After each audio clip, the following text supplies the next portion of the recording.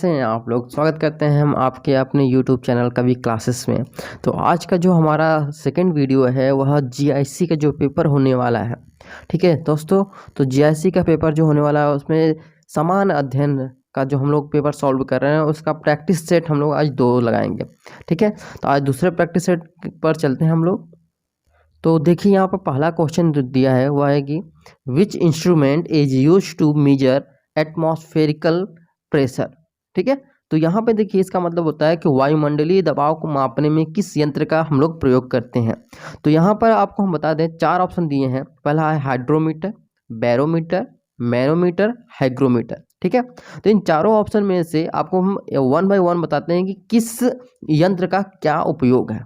ठीक है, तो जैसे अगर हम बात करें हाइड्रोमीटर की, तो हाइड्रोमीटर से द्रवों की जो अपेक्षा होता है, ठीक है, जो द्रवों का होता है, द्रवों को अपेक्षित घनत्व का माप हम लोग करते हैं। किसका माप करते हैं? द्रवों के अपेक्षित घनत्व का हम लोग माप करते हैं। किसके द्वारा? हाइड्रोमीटर के द्वारा।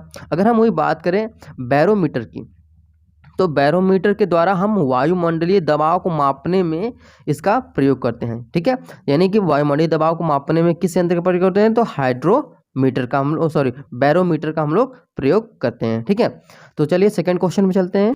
देखिए यहाँ पे सेकंड क्वेश्चन दिया है कि which of the following is known as laughing gas. ठीक है, यानी कि हंसाने वाले गैस को हम लोग क्या किस नाम से जानते हैं। तो देखिए 4 ऑप्शन दिए हैं, nitrous oxide, nitrous oxide, nitrogen pentoxide, nitrogen. ठीक है, तो इन चारों में से जो सही ऑप्शन है वह है ऑप्शन नंबर बी। ठीक है, कौन सा है? ऑप्शन नंबर बी, यानी कि नाइट्रस ऑक्साइड, यानी N2O। ठीक है, N2O। देखिए आप लोग मूवी देखे भी होंगे हाउसफुल, तो उसमें भी इसका प्रयोग किया गया था नाइट्रस ऑक्साइड का। ठीक है, तो इसका उपयोग किस लिए किया जाता है? एक जैसे अगर कोई बीमार व्यक्ति है या गंभीर अवसाद का शिकार व्यक्ति है, तो उसके इलाज में उसको हंसाने के लिए भी इसका प्रयोग हम लोग करते हैं। अगर हम बात करें यहाँ पे 23 क्वेश्चन के बारे में, यानी 23वें क्वेश्चन के बारे में, कि where is temperature controlling centre thermostat located in human body, यानी मनुष्य के शरीर में ताप नियंत्रण केंद्र कहाँ पे, यानी थर्मोस्टेट कहाँ पे स्थित होता है। तो देखिए इसका जो सही आंसर है उसके लिए आपको 4 ऑप्शन दिए हैं, उसमें से सही आंसर आपको ढूंढना है। तो पहला है पिट्यूटरी, सेरिबेलम, हाइपोथैलेमस, फेफड़े में। ठीक है, तो इसका जो सही आंसर है वह है ऑप्शन नंबर सी, यानी कि हाइपोथैलेमस। ठीक है, जो मनुष्य के शरीर में ताप नियंत्रण जो केंद्र होता है थर्मोस्टेट, वह मनुष्य के मस्तिष्क में, ठीक है, कहाँ पे? मनुष्य के मस्तिष्क में के मध्य में, ठीक है, मस्तिष्क के मध्य में वह स्थित होता है। और इसका जो कार्य होता है वह यह होता है कि वह शरीर के जो भी तापमान होते हैं, जैसे कि दैहिक जो कार्य होते हैं, ठीक है, या नींद से जागना होता है, पानी और नमक का जो स्वाद होता है उसको ये संचित को मतलब बनाए रखता है, इसका क्रियान्वयन करता रहता है। ठीक है, तो इस हिसाब से हम लोग इसको कह सकते हैं कि जो मनुष्य के शरीर में ताप नियंत्रण केंद्र होता है वह कहाँ पे होता है? हाइपोथैलेमस में होता है। ठीक है, अब देखिए यहाँ पर क्वेश्चन नंबर 24 दिया है कि मनुष्य में यूरिया का निर्माण कहाँ होता है, यानी urea is produced in human where.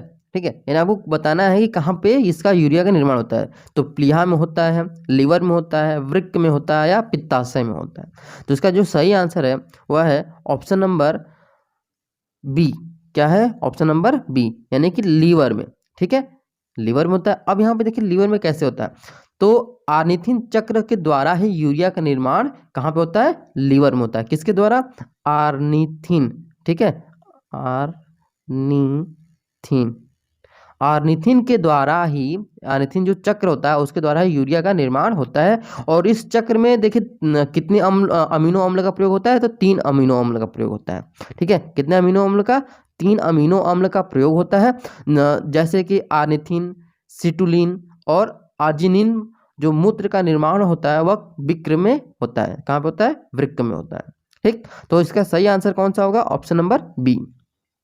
अगले क्वेश्चन यहाँ पे देखिए क्वेश्चन नंबर 25 दिया है कि पारिस्थितिकीय पदछाप की माप की इकाई है, यानी the measuring unit of ecological footprint is, यानी कि पदछाप का मतलब होता है कि पैरों का जो चिन्ह होते हैं, पैरों के चिन्ह होते हैं उनको ही पदछाप कहते हैं। ठीक है, तो 4 ऑप्शन दिए हैं, भूमंडलीय हेक्टेयर यानी कि global hectare, nanometre, hoppus cubic foot, cubic ton. ठीक है, इन चारों में से जो सही ऑप्शन है उसके संदर्भ में पहले हम आपको बता दें कि क्या होता है। ठीक है, तो यहाँ पर आप जान लीजिए कि जो पद चिन्ह होते हैं पृथ्वी के पारिस्थितिकी तंत्रों पर मानवीय मांग का एक मापक होता है। क्या होता है? मानवीय मांग का एक मापक होता है, जिसकी इकाई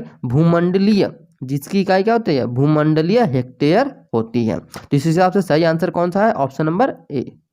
अगले क्वेश्चन पे चल। देखिए अगला क्वेश्चन जो दिया है वह मैथ से है रिलेटेड। ठीक है, तो the average of 10 numbers is 6 if each number is multiplied by 12 then the average of the new set of number will be, क्या होगा? यानी कि 10 संख्याओं का औसत 6 है और प्रत्येक संख्या को 12 से गुणा किया जाता है, तो संख्याओं को नए सेट का औसत क्या होगा? यहाँ पे देखिए इसको हल करने की विधि क्या है। आपको एक सूत्र लगाना है। सूत्र है कि एवरेज बराबर यानी कि औसत बराबर पदों का योग। ठीक है, पदों का योग, पदों का योग। ठीक है, उसके बाद आप लोग जानते हैं कि पदों की संख्या, पदों की संख्या। ठीक, तो इस हिसाब से जो हम लोग देखते हैं कि पदों का योग यहाँ पे दिया है और पदों की संख्या भी दिया है। तो देखिए यहाँ पे क्या क्या दिया है पहले हम ये जान लेते हैं। ठीक है, तो देखिए यहाँ पे पदों का जो औसत है वह दिया है। पदों का औसत क्या है? 6 है। ठीक है, औसत दे दिया है। और हमें पदों का जो संख्या है, संख्या कितनी है? 10 संख्या है, ये मालूम हो गई। अब हमें पता करना है कि पदों का योग है। ठीक है, तो जैसा कि आपको पता है कि पदों का योग ज्ञात करने के लिए सबसे पहले हम क्या करते हैं, वहाँ पे औसत निकालते हैं। तो औसत के लिए हम लोग क्या हो जाएगा कि औसत बराबर पदों का योग बटा बराबर ये हो जाएगा। ठीक है, तो 6 बराबर पदों का योग बटा के, पदों का योग बटा के क्या हो जाएगा? 10 हो जाएगा। ठीक, तो इस हिसाब से अगर इसको हम लोग मल्टीप्लाई करते हैं, 6 का मल्टीप्लाई करते हैं 10 में और बराबर क्या हो जाता है? पदों का योग। तो यानी पदों का योग हमारा क्या आ जाएगा? 60 आ जाएगा। तो इस हिसाब से हम लोग कह सकते हैं कि जो पदों का योग है वह 60 है। और अगर नया औसत हम लोग निकालें फिर इसके हिसाब से, तो 60 गुणे 12 बटा के 10 करेंगे तो हमारा आंसर क्या हो जाएगा? 72 हो जाएगा। कितना हो जाएगा? 72। ठीक है, तो हमारा आंसर क्या हो जाएगा? 72। तो इसमें ऑप्शन नंबर कौन सा दिया है? ऑप्शन नंबर डी, यानी कि 72। ठीक है, अगला क्वेश्चन दिया है कि एक मोबाइल 2 मोबाइल विक्रेताओं द्वारा 45% के कुल लाभ पर बेचा गया। ठीक है, यदि पहले विक्रेता ने इसे 25% के लाभ पर बेचा हो तो दूसरे विक्रेता ने कितने प्रतिशत लाभ पर बेचा होगा?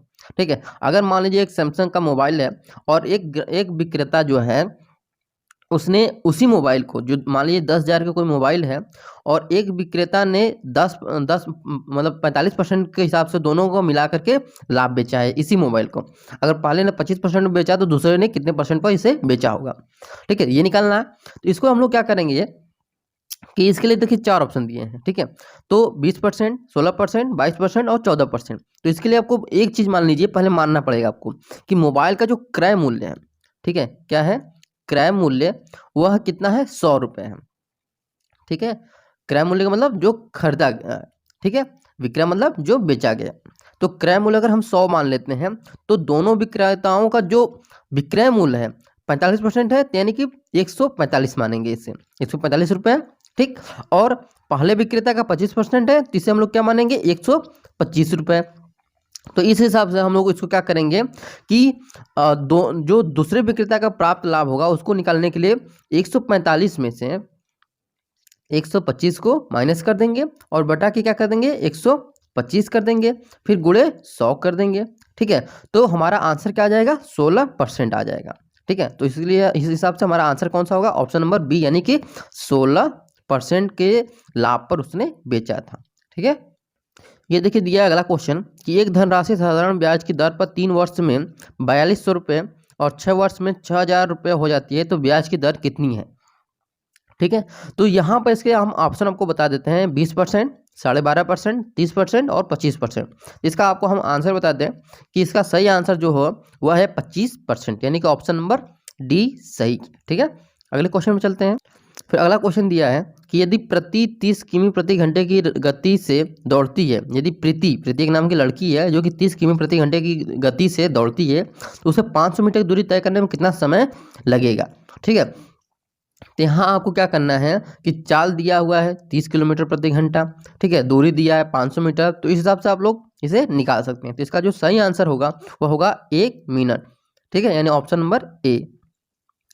अगला क्वेश्चन दिया है कि international human rights organisation Amnesty International has recently stopped its functioning in which country, यानी कि अंतर्राष्ट्रीय मानवाधिकार संस्था एमनेस्टी इंटरनेशनल ने हाल ही में किस देश में अपना काम रोक दिया है, यानी वहाँ पर वो कामकाज नहीं कर रहा। चीन में, पाकिस्तान में, भारत में, नेपाल में। तो देखिए हाल ही में उसने क्या किया था कि अपने सारे कामकाज क्या किए, रोक दिए। और किस देश में रोके थे, तो वह भारत में यानी इंडिया में उसने रोके थे। और यह संस्था किस काम में आती है, क्या करती है, जो गैर सरकारी संगठन है यानी एनजीओ है, क्या कार्य करती है? यह मानवीय मूल्यों की स्वतंत्रता की रक्षा करती है और इसीलिए इसने क्या किया है कि भारत में इसने रोक लगा दी है। अब क्यों रोक लगा दी इसका अंदाजा आप लोग लगा ही सकते हैं। देखिए अगला क्वेश्चन दिया है कि who was recently named as new president of the film and television institute of India, ठीक है, यानी हाल ही में किसे film and television institute of India का नया अध्यक्ष नामित किया गया है, यानी कि FTII का नया अध्यक्ष कौन बनाया गया है? तो जो सही आंसर है वह है ऑप्शन नंबर डी, यानी शेखर कपूर। तो शेखर कपूर कौन है आपको पता ही होगा, एक निर्देशक है यानी डायरेक्टर है, और इसके साथ साथ वो एक्टर भी हैं, यानी कि डायरेक्टर और एक्टर वो दोनों हैं। और उनका कार्यकाल कब तक है, तो उनका कार्यकाल जो है वह 3 मार्च 2023 तक है उनका कार्यकाल, ठीक है। तो अगले क्वेश्चन पे चलते हैं हम लोग। अगला क्वेश्चन दिया है कि recently the central mechanical engineering research institute of the council of scientific and industrial research developed the world's largest solar tree and establish it at, यानी कि हाल ही में वैज्ञानिक औद्योगिक अनुसंधान परिषद के केंद्रीय यांत्रिक अभियांत्रिक अनुसंधान संस्थान ने विश्व का सबसे बड़ा सौर वृक्ष कहाँ पर विकसित किया है, यानी कहाँ पर स्थापित किया है। तो इसके लिए ये देखिए 4 ऑप्शन दिए हैं।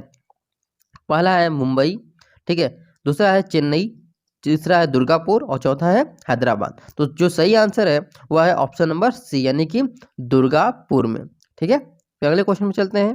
देखिए दिया हुआ है कि 2020 के भौतिकी के नोबेल पुरस्कार के लिए कितने वैज्ञानिकों का चयन किया गया, ठीक है। तो यहाँ ये देखिए करंट अफेयर्स का सवाल है। तो इसमें देखिए कितने वैज्ञानिकों को जो भौतिकी का नोबेल पुरस्कार है उसके लिए नॉमिनेशन किया गया है उसका। तो जो 4 ऑप्शन दिए हैं 1, 3, 4 और किसी को भी नहीं, मतलब 0, ठीक है, इस बार किसी को नॉमिनेट नहीं किया गया, ये बताया है। तो जो इसका सही आंसर है वह है ऑप्शन नंबर बी, यानी कि 3 लोगों को नॉमिनेट किया गया है। और 3 लोग कौन है, रोजर है, पेनरोज है और रेनहार्ड गेंजल है एंड एंड्रिया गेज है, ठीक है। तो ये 3 लोगों को किया गया है। मैं आपको बता दें कि जो रेनहार्ड गेंजल एंड एंड्रिया गेज है वह एक ही है, मतलब एक ही कार्य पर कार्य कर रहे थे, इसको एक ही साथ रखा गया है नोबेल के लिए। अगले क्वेश्चन पर चलते हैं। अगला क्वेश्चन दिया है कि as per environmental performance index 2020 which country got first place, तो पर्यावरण प्रदर्शन सूचकांक 2020 के अनुसार विश्व के किस देश को शीर्ष स्थान प्राप्त हुआ है?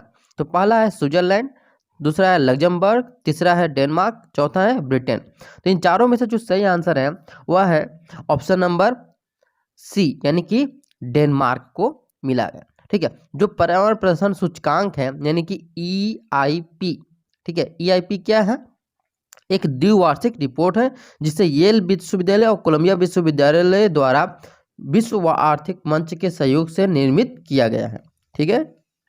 देखिए यहाँ पे जो क्वेश्चन दिया है अगला कि आल्हा एक लोकप्रिय संगीत किस क्षेत्र का है, ठीक है। तो 4 ऑप्शन दिए हैं, रोहेलखंड, बुंदेलखंड, पूर्वांचल, पश्चिमी उत्तर प्रदेश। तो इसमें जो सही आंसर है वह है ऑप्शन नंबर ए, यानी कि रोहेलखंड में दिया है, ठीक है।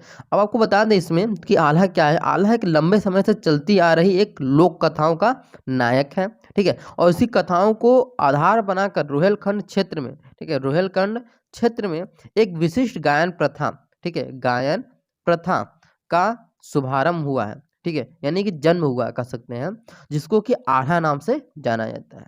अगला क्वेश्चन।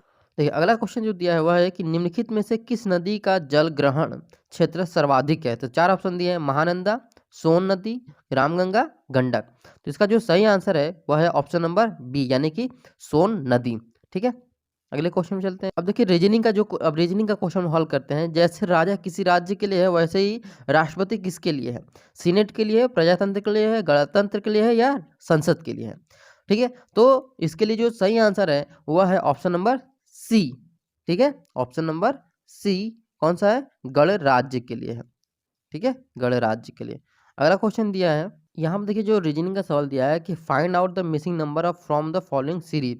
तो इसको हल करने का देखिए तरीका क्या है कि यहाँ पर देखिए दिया है 3, 5, 5, 19, 7, 41, 9। तो हम जोड़ा बना लेते हैं, समूह बनाते हैं 2 2 का, 3 5, 5 9, 7 41 और उसके बाद 9 और जो लुप्त पद है उसको कर लेते हैं। ठीक है, तो क्या करते हैं 3 और 5 के लिए, तो 3 का हम लोग क्या करेंगे स्क्वायर कर देंगे। ठीक है, उसके बाद क्या करेंगे -5 कर देंगे और हमें क्या प्राप्त होगा, 4 प्राप्त होगा। ठीक, उसी प्रकार से 5 और 19 को करेंगे यानी 5 का स्क्वायर करेंगे और -19 कर देंगे तो हमें क्या प्राप्त होगा, 6 प्राप्त होगा। ठीक, उसी प्रकार हम लोग क्या करेंगे फिर कि 7 का स्क्वायर करके 7 का स्क्वायर -41 कर देंगे तो हमें फिर क्या प्राप्त होगा, 8 प्राप्त होगा। तो इस प्रकार से 4 6 8।